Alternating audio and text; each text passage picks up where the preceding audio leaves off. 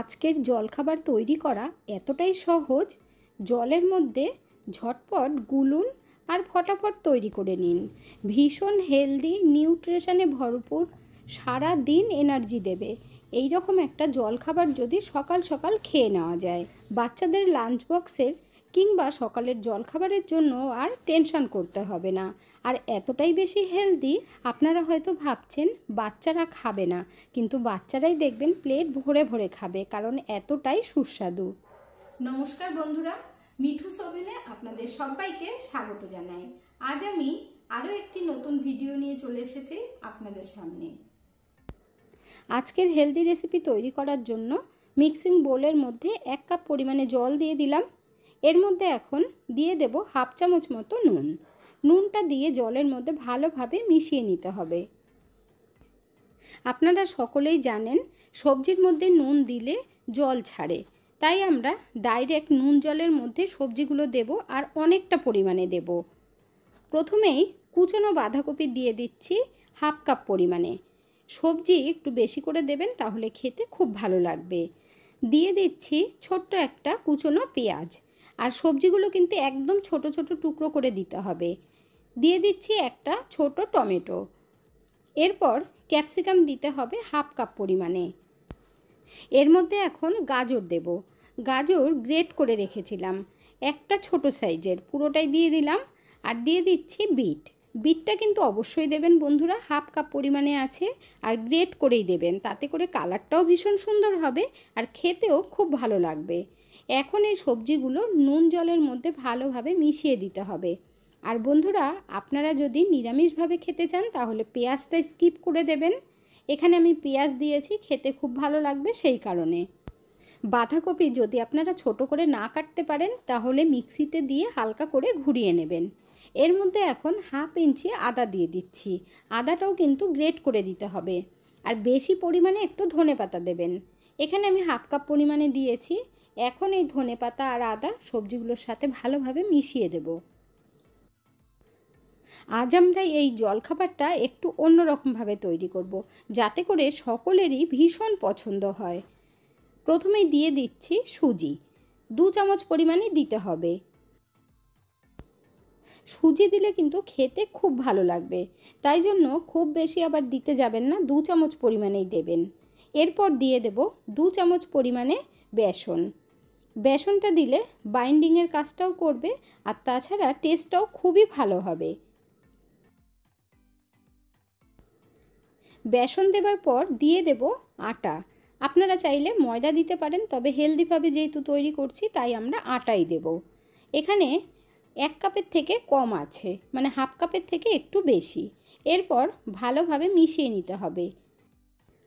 1 cup পুরো আটা দিতে যাবেন না, তাহলে আটার ফ্লেভারটা বেশি আসবে। এর মধ্যে আমরা যেহেতু সুজি, বেসন, আটা দিচ্ছি, এই সব মিলিয়ে কিন্তু জলখাবারটা দারুণ টেস্টি হবে আর খেতে দুর্দান্ত স্বাদ লাগবে। এখানে কিন্তু 1 কাপ জলের মধ্যেই আমরা মিশিয়ে নিচ্ছি। খুব ভালোভাবে মিশিয়ে নেবার পর তারপরে অল্প জল দিতে হবে। বন্ধুরা, আজকের রেসিপিটা যদি আপনাদের ভালো লেগে থাকে তাহলে আমার চ্যানেলটিকে অবশ্যই সাবস্ক্রাইব করবেন, পাশে থাকা বেল আইকনটি দাবিয়ে দেবেন, সবার সাথে শেয়ার করবেন, একটা লাইক করতে ভুলবেন না কিন্তু। এখানে দেখুন সব কিছু মেশানো হয়ে গেছে। এর মধ্যে এখন অল্প কিছু মশলা অ্যাড করব। প্রথমে কালারের জন্য হলুদ দিয়ে দিলাম, তারপর ভাজা জিরের গুঁড়ো দিলাম হাফ চামচ, অল্প করে দিয়ে দিচ্ছি গরম মশলার গুঁড়ো। এরপর চিলি ফ্লেক্স দিয়ে দিচ্ছি হাফ টিস্পুনের থেকেও কম। এখন আমরা সব কিছু ভালোভাবে মিশিয়ে নেব, আর চাইলে আপনারা কাঁচা লঙ্কাও দিতে পারেন। সবজির ব্যাটার কিন্তু অনেকটাই গাঢ় আছে, তাই এর মধ্যে এখন আমরা আরও হাফ কাপ পরিমাণে জল দিয়ে দেব।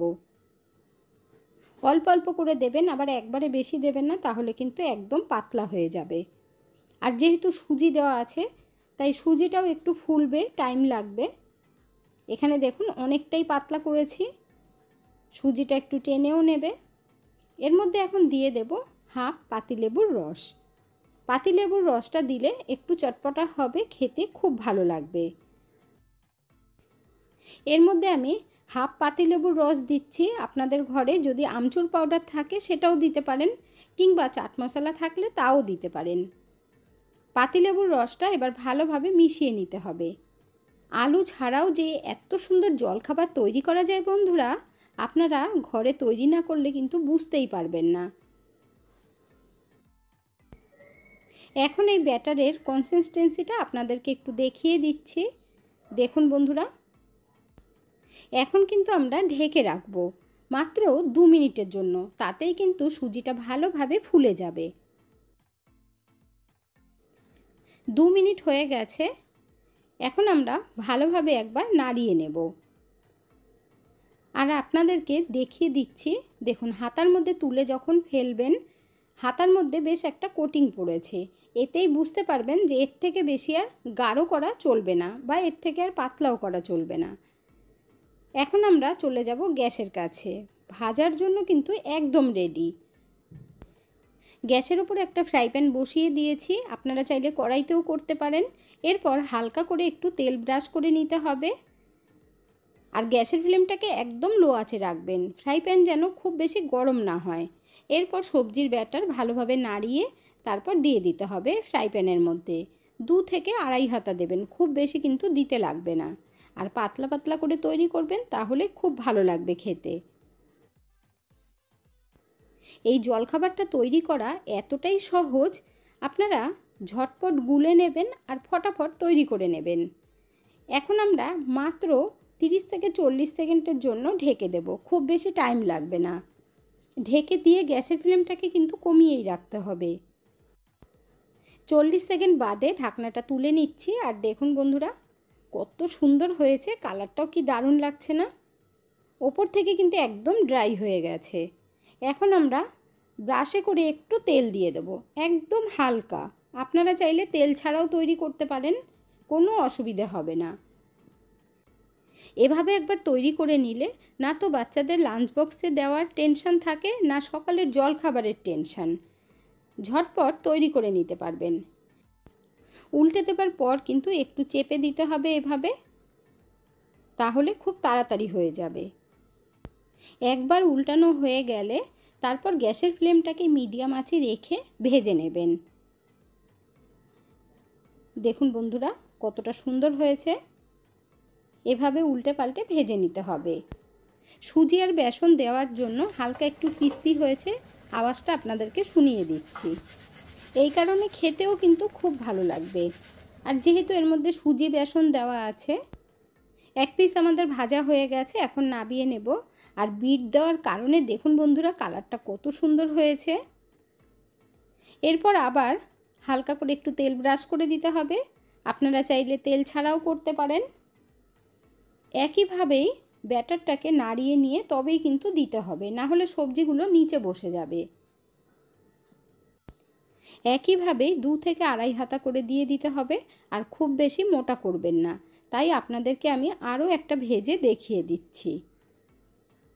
এখনও পর্যন্ত যারা একটা লাইক বা কমেন্ট করেননি অবশ্যই করে দেবেন। আপনাদের একটা লাইক আর কমেন্ট আমাকে অনেক দূর এগিয়ে যেতে সাহায্য করবে।